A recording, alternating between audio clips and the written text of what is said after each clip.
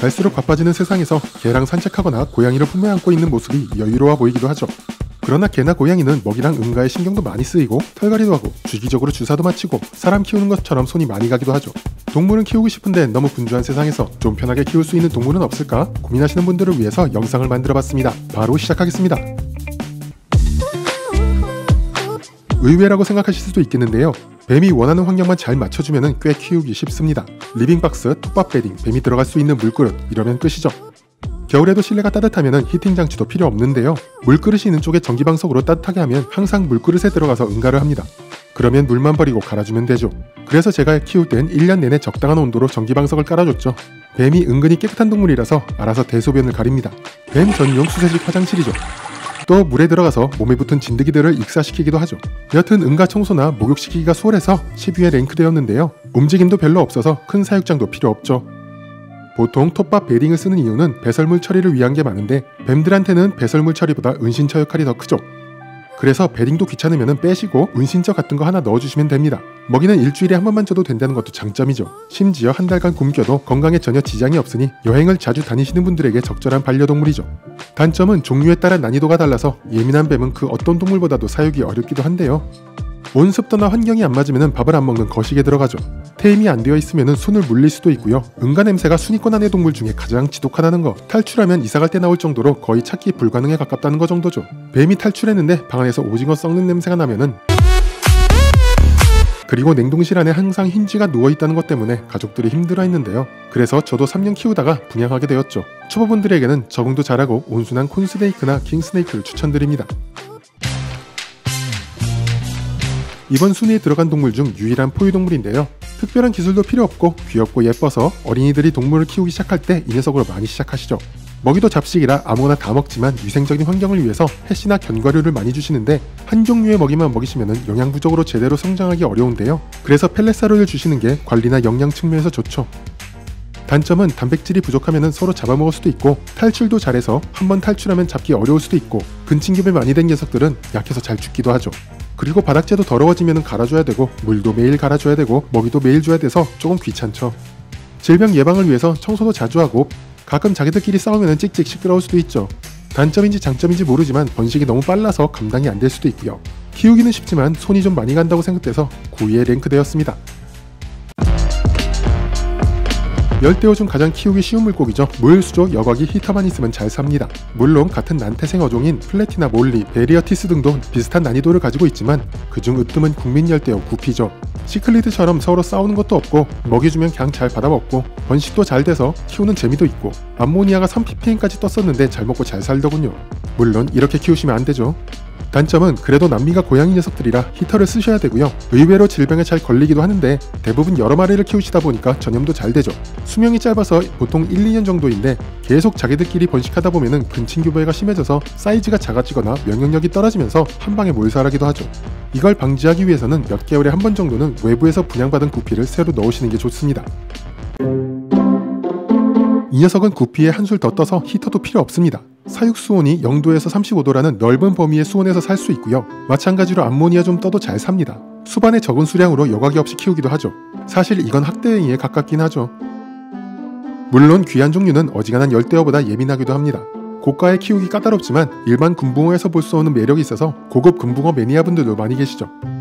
조상벌이 되는 잉어, 붕어는 더 키우기 쉬운데 빨리 커서 큰 어항이 필요해서 패스했습니다. 단점은 그래도 건강히 키우려면 여과기가 필요하죠. 물갈이 안하고 저렇게 키우면 나중에 비린내가 진동하고 결국 죽을 수도 있죠. 너무 수질 관리 안하고 막 키우면 솔방울병 등 질병에도 잘 걸리는 편입니다. 당연한 이야기지만 덩치가 크다 보니 구피에 비해서 먹고 싸는 양이 많은 것도 단점일 수 있겠네요. 리빙박스나 채집통에 물 넣고 돌로 육지만 만들고 히터 넣으면 끝이죠. 따뜻한 계절에 종종 사육장 통째로 햇볕 좀 쬐어주면 오래 살고요. 어정쩡한 여과기는 빨리 막혀서 여과기 없이 그냥 2, 3일에 한 번 전체 물갈이로 키울 수도 있습니다. 사료 적응되면 아무거나 잘 먹고요. 사람이 먹는 건 다 먹을 수 있습니다. 물론 인스턴트 식품이나 염분이 있는 거는 주시면 안 되고요. 수명도 길어서 물거북은 30년 이상 삽니다.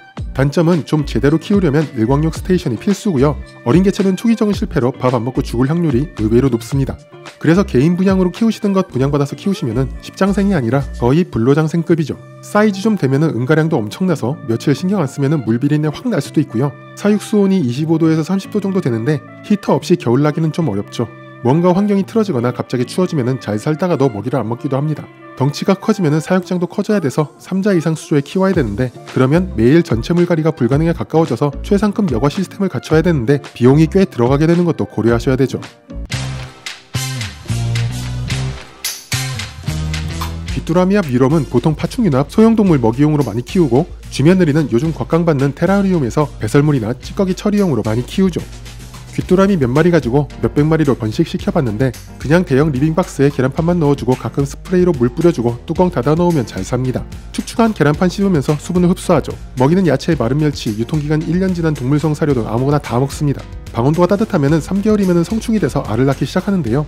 꼬꼬지형 오아시스를 넣어놓으면 거기다가 알을 낳아서 엄청 번식하죠. 단점은 귀뚤귀뚤 시끄러운 거랑 혹시나 리빙박스 3개를 탈출하면 체포가 거의 불가능해서 방 안에서 번식해서 1년 내내 귀뚤귀뚤하면서 바퀴벌레와 경쟁관계가 될 수도 있죠. 미럼도 마찬가지로 밀기울에 가끔 수분 섭취를 위해 오이 정도 넣어주면 되는데 수분이 부족하면 서로 잡아먹어서 수분을 채우죠. 귀뚜리보다 탈출 확률이 현저히 적어서 많이들 선호하시죠. 가끔 죽은 동물을 넣어주면 저렇게 뼈만 발라주는 실험을 할 수도 있죠. 단점은 매니아가 아닌 일반인이 보면 그냥 구대기죠. 혐오스럽기 때문에 가족들의 반대가 심할 확률이 높아 공부를 열심히 하거나 돈을 많이 벌어와야 장기 사육할 수 있다는 거죠. 쥐며느리도 마찬가지로 아무거나 다 먹습니다.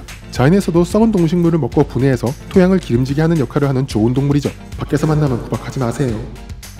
테라리움에서 개구리 응가 먹으라고 넣어놓는 청소동물이니 청소할 필요도 없고 냄새도 안 나고 번식도 잘하고 지저분해지기 쉬운 테라리움을 깨끗하게 유지해주는 중요한 녀석인데요. 단점은 미론과 마찬가지로 일반인들이 보면 그닥 아름다운 형상은 아니어서 또 공부도 열심히 돈도 열심히 벌어와야 되죠. 귀뚜라미 미론급 난이도지만 외모가 살짝 좀 더 호감이 가는 편이어서 따뜻한 실내면 1년 내내 온도 별로 안 따지고 귀찮게 바닥재 같은 거 안 넣어주셔도 되고요. 며칠에 한 번 응가가 너무 많이 쌓이면 사육장 전체 청소하시면 됩니다. 암수 한 몸이라 같은 종류 2마리 키우면 무조건 알을 낳고요. 키우기 귀찮아지면 건조하게 해주면 잠을 자버린다는 거. 최대 3년까지 이렇게 있다는데요. 단점은 귀뚜리 미럼에 비해 먹이를 좀 고급스러운 걸 먹여서 유지비가 들고요. 여튼 응가를 청소해줘야 되는 거. 의외로 힘이 세서 뚜껑이 고정되는 사육장이 아니면 탈출할 수도 있다는 거죠. 쥐며느리 친구인 노래기인데 이거 외국산은 엄청 크고 화려한 종류도 있죠. 자연에서 하는 일이 쥐며느리랑 같아서 응가 냄새가 안 납니다. 먹고 생분해해버리는 청소부라 응가가 곧 흙이죠. 소리도 안 나고 작은 공간에서 사육이 가능하고 어차피 청소생물이니 청소는 거의 안 해줘도 되고 따뜻한 집안에서 키우시면 히터도 필요 없고 조명도 필요 없고 온순해서 핸들링도 쉽고 여러 마리 키워도 싸우지도 않죠. 쥐며느리급 사육 난이도인데 조금 더 화려한 외모라 점수를 더 줬는데요. 단점은 너무 쓰레기 같은 것만 먹고 살 수는 없어서 야채를 좀 줘야 되는 유지비가 들고요. 잘 안 움직이고 땅속에 버러우를 잘 타서 가끔 안 보이기도 하죠. 땅속에서 허물을 벗는데 이때 궁금하다고 파보면은 스트레스 받아서 죽기도 하니까 그냥 냅둬야 되죠. 그리고 이상한 거 키운다고 왕따 당할 수 있는 거 정도죠. 제 경험상 가장 간단한 사육시설로 키울 수 있는 동물이죠. 사육장 끝입니다. 바닥재도 필요 없습니다. 물만 개구리다리 잠기게 살짝 붓고 습도 날아가지 않게 적당히 뚜껑 해주면 됩니다. 봄, 여름, 가을, 겨울에는 온도 조절 장치도 필요 없고요. 방안이 따뜻하지 않으면 겨울엔 사육장 바닥이나 전기장판 하나 놔주시면 됩니다. 먹이는 성체 기준 일주일에 한 번 금붕어같이 살아 움직이는 거 주면 되는데 핀셋으로 먹이 주는 거 받아먹는 훈련이 되면 기름기 없는 소고기를 핀셋으로 잡아서 주면 받아먹기도 합니다. 제가 키울 때는 냉동 흰지를 줬는데 사육자가 혐오스럽지 않게 응가가 핑크색으로 싸는 놀라운 모습을 보여줍니다. 응가하면 물만 버려주고 다시 채워주면 되죠. 여관이 이런 거 다 필요 없습니다. 정말 키우기 쉽죠. 저렇게 바닥재 쓰면은 응가 한번 하면은 바닥재를 통째로 갈아야 돼서 그냥 얕은 물에 1년 넘게 키웠는데 안 죽고 문제없이 잘 키우다가 분양했죠. 움직임이 거의 없어서 출근할 때 보고 퇴근할 때 같은 자세로 있습니다. 그래서 넓은 사육장도 필요 없죠. 단점은 움직임이 거의 없어서 출근할 때 보고 퇴근할 때 같은 자세로 있다는 거죠. 동물을 키우는 건지 모형을 사 넣어놓은 건지 먹이 먹을 때 외에는 잘 모르겠습니다. 이 곤충들의 애벌레는 키운다는 표현이 어색할 정도로 아무것도 안 해주는 게 키우는 건데요. 그냥 이런 통에 넣고 먹이 넣어주고 응가가 많이 보이면 가끔 갈아주고 흙이 마르는 듯하면 물 좀 뿌려주고 이게 다입니다. 여러 마리 리빙박스에 키우시려면 온습도 관리 좀 해주고 손이 많이 가지만 한 마리 정도 천천히 키우려면 그냥 실내 아무데나 두셔도 됩니다. 단점은 수명이 짧은 거랑 항상 흙 속에 있으니 내가 키우는 동물인데도 볼 수가 없다는 안타까움이죠. 애벌레일 때는 암수 구분이 어려워서 뽑기 운이 좋아야 원하는 개체를 얻을 수 있다는 건데요. 성충은 먹이랑 청소랑 이것저것 챙겨줄 게 많아서 난이도가 살짝 올라간다는 게 단점이죠. 오늘은 사육하기 쉬운 동물들에 대해 알아보았는데요. 사실 말씀드린 내용은 순이 먹인다고 열악한 환경에서 겨우 살아있게 키우는 수준이라 제대로 키우려면 환경도 잘 갖춰주고 훨씬 더 신경도 써줘야 되는 게 맞죠. 정말로 저렇게 키우려고 분양받지 마시고 참고로만 하시고 제대로 공부하시고 키워보시면 작은 생명이라도 키우는 재미, 성장하는 감동을 선물로 받으실 수 있을 것 같습니다. 오늘 영상은 여기까지입니다. 감사합니다.